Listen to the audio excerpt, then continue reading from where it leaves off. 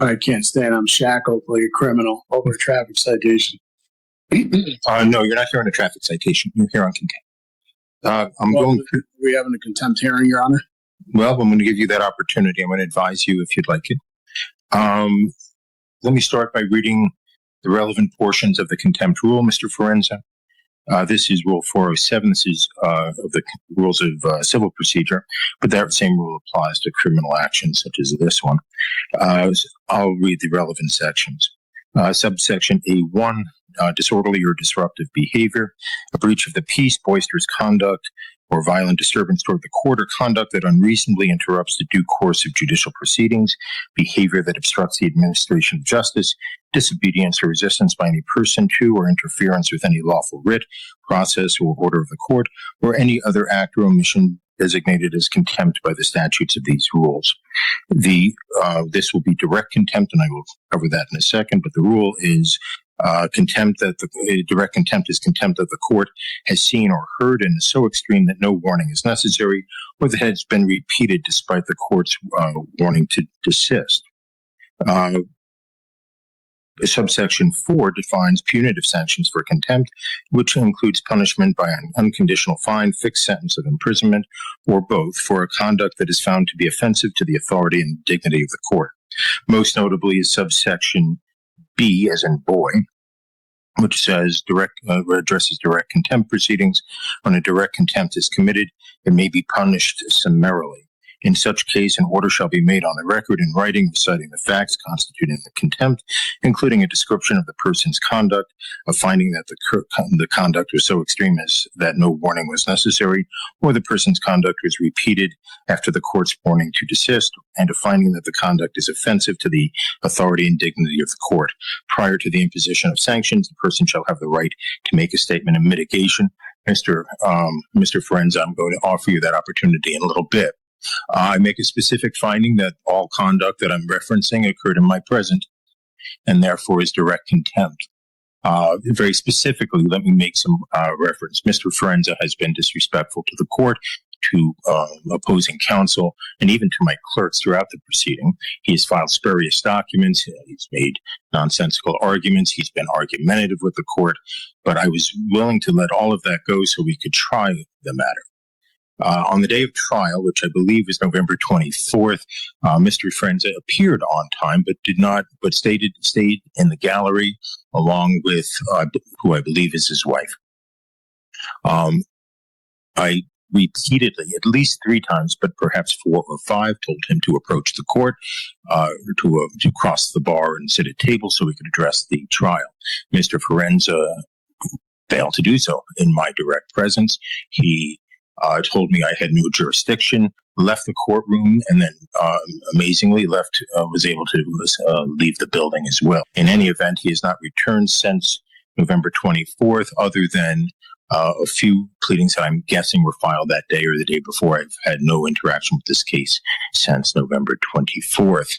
I make a finding that Mr. Forenza was under an order to perform, that is to come to the table. He refused to perform in accordance with that order, and even though he had the ability to perform, obviously he was mobile, he was able to make it into the courtroom and then, of course, make it out. He was repeatedly warned, and I note that. I gave him multiple opportunities to approach, and he disregarded all of them. I make a specific finding that I find Mr. Forenza's conduct to be offensive to the authority and dignity of the court. I make a specific finding that he engaged in misbehavior that rises to the level of obstruction of justice. The behavior happened in my presence. The conduct was intentional and willful, and these actions seriously affronted and disrupted the administration of justice. In that regard, I will note that I went and met with the 30 or so jurors who had appeared for the trial, that Mr. Forenza simply blew off. I had to explain why that happened, and I had to waste all of their time. I also wasted the time of the witnesses. Mr. Forenza, I didn't waste anybody. Mr. Forenza also wasted the time not only of the jurors, but of the witnesses, counsel, the court, and everyone else. The court finds him in direct contempt. I made a similar record on the morning of trial, where Mr. Forenza had bolted from the courtroom, and therefore I find he was not advised at that time, so at least not in any significant way. And I hereby advise him. I am considering a jail term for the contempt unrelated to the underlying charges, Mr. Forenza. I'm going to offer you some opportunities of how you want to proceed. First, if you wish, you can make the statement of mitigation right now, if you wish to. If you do not wish to, if you wish to consult with counsel, I will give you time to hire your own counsel, but you will remain in custody during the interim. I would even be open to the appointment of counsel if you believe you are indigent. In fact, I would appoint counsel if you were indigent. How would you like to proceed? And if you'd like a few moments to think about that, I'm fine with that. Is that the only option of how I like to proceed, or can I make a statement? Right. So I'm offering you option one, and options 2 and 2A. Option 2A and 2B. Option 1 is you can make your statement of mitigation right now, right? And without counsel, the only person in the room other than court staff and the deputy is Mr. McCall. We are live streaming. You can make that. If you prefer, you can contact an attorney, and I will set this over for a time where you can make the argument through an attorney. Or appoint, that's 2A. And then 2B, if you believe you're indigent, I will appoint counsel. Could you explain indigent? Don't have any money. Sorry? You meet the guidelines, you're in custody, and so I can appoint alternate defense counsel to represent you in the contempt proceeding if you are indigent. The actual language is in Supreme Court guidance, which says Colorado, I'll just read it to you. Colorado Rules of Civil Procedure 107 and 407 provide for the appointment of counsel to an indigent person cited for contempt where a jail sentence is contemplated. I am contemplating a jail sentence, Mr. Forenza. If the court appoints private counsel to prosecute a contempt action, which is not applicable here, or to represent an indigent party for contempt charges, that is relevant here, the judicial department will pay for counsel, as there is no statutory authority for the public defender or alternate defense counsel to represent clients for the sole purpose of contempt. But to qualify, you would have to be indigent, which means you would fit below the guidelines for public defender representation. If you wish, I can print those guidelines out for you.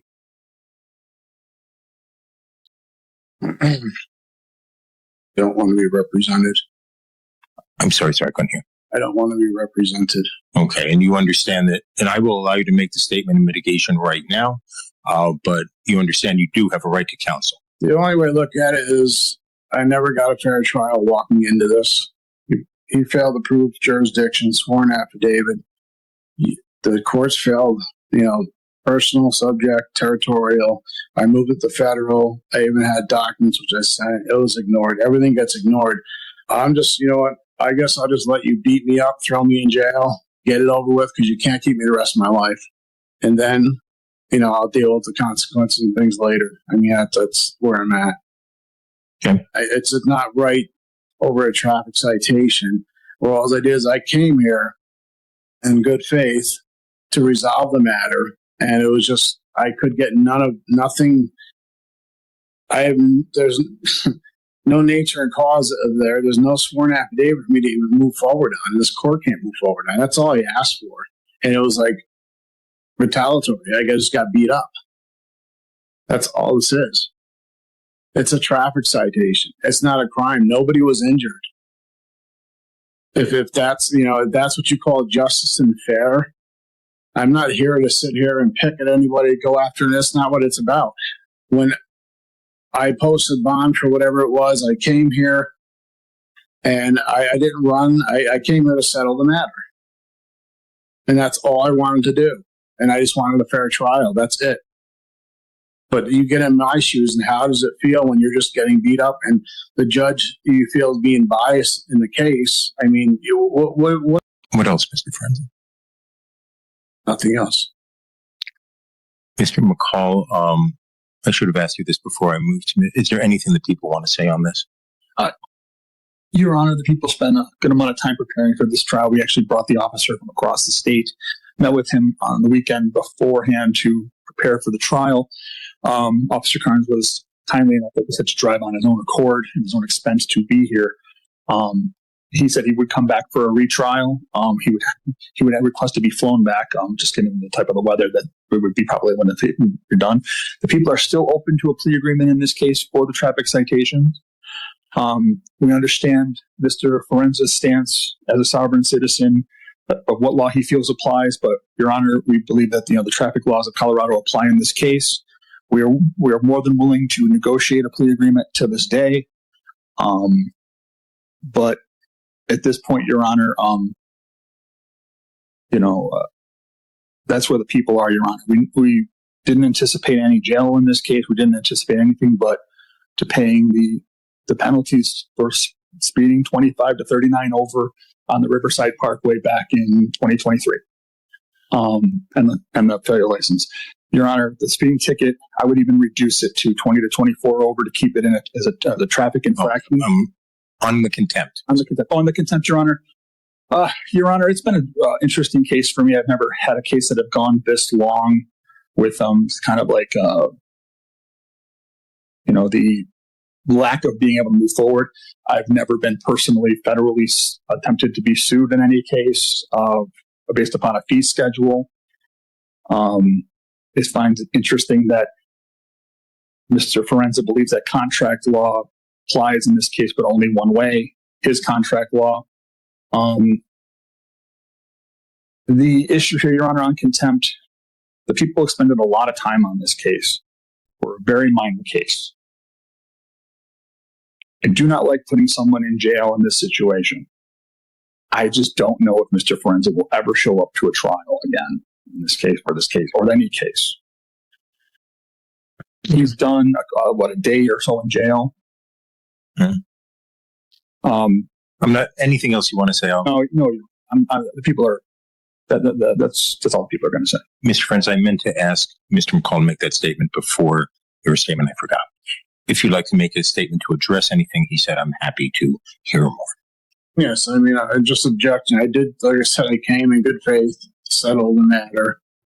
And I tried. So it's not like I'm going to skip down to that. That's not what it was. Because if I did that, I would skip down. Now, I didn't do that. I came here to put the court on notice, let them know I was in federal jurisdiction. That's what I did. And I stood my ground for that. I have rights, and it's not about my contract. That's not what it is. And, him for saying it's contract, and that makes it a commercial matter. So I'm here to settle the matter. Set off and discharge. And, as a secured party creditor, I have a right to do that. An attorney, in fact, representing the estate. So I would like to do that. Let's settle the matter. Let's just wash. I'll give you an opportunity to resolve the matter, but we're talking about the contempt right now. I view the contempt as your direct and unequivocal disregard of the court's order. What would you like to say in mitigation of that? Your Honor, it's not. Like I said before, it has nothing to do with that. I wanted to settle the matter. And I feel like I'm running in circles, nowhere to turn, but who do I have to turn to? I'm trying to get this resolved, coming into court and hoping in good faith that you do the right thing. And it just didn't seem like it was going that way. I've never gotten any response to anything I've ever submitted. And that's what makes it hard. So how do you react to that? I mean, what do you do? Me and my situation, I'm scared. Okay, well, I have, torture cuffs. I'm sitting here over a traffic citation. Missed my daughter's birthday yesterday. Anything else, Mr. No. Okay. Court finds the underlying offense can be resolved. As Mr. McCall points out, these cases are frequently resolved on the first appearance for a fine and be done. I find that Mr. Forenza, I don't know about the negotiations. That's not my area not my area. But I find he's not litigated this in good faith. I find that he absolutely and unequivocally disregarded a repeated order of the court to come to the table on the morning of his trial. The remedy Mr. Forenza had would be to have the people try to prove their case beyond a reasonable doubt. He absolutely positively refused the court's order, despite repeated statements. It follows up a long history of disrespect from Mr. Forenza towards the court, and more specifically, the entire judicial system. I find there to be no good faith by Mr. Forenza. I am not addressing the underlying case. I do know that there's a new speedy trial date in that case. That new speedy trial date is July 8th, 2026. I thought about rescheduling the trial today, but I'm not going to do that. I'll do that at Mr. Forenza's next appearance. As to the contempt itself, and this is only as to the contempt, I note the difficulty. My plan was coming in to give 30 days jail, given Mr. Forenza's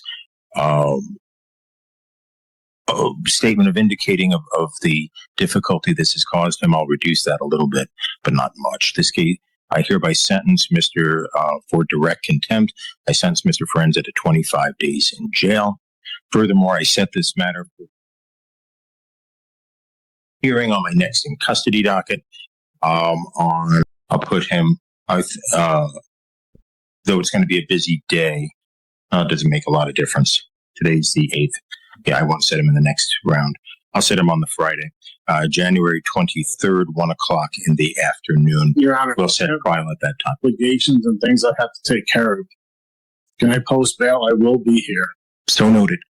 I've sent you on the contempt, Mr. Forenza. The next issue will be when I see you next time on the 23rd, all right, is whether I should release you in custody on bond after the contempt sentence is over. There is a presumption that that you get a personal recognizance bond on a case like this for the underlying case, but that is overcome. And when you read the language, because this is what you will have to address, I would recommend that you consider counsel. I have recommended that before. You have disregarded me, and that is in so many other things. The specific provision that is of concern to me, again, there's a presumptive personal recognizance bond. The arrested person has no ties to the jurisdiction of the court, reasonably sufficient to assure his or her appearance, and there's a substantial likelihood that he or she will fail to appear for trial if released upon his own personal recognizance. I will address the bond issue if you wish. The people are on notice that I'm open to bond, but Mr. Forenza will not be released until the 25 days. I feel like this is just retaliation more. And this is what I was afraid of at trial, Your Honor. It's contempt, Mr. What I was afraid of. But I wasn't in contempt. I showed in good faith. Okay. I didn't disrespect. I spoke the bare minimum just about jurisdiction.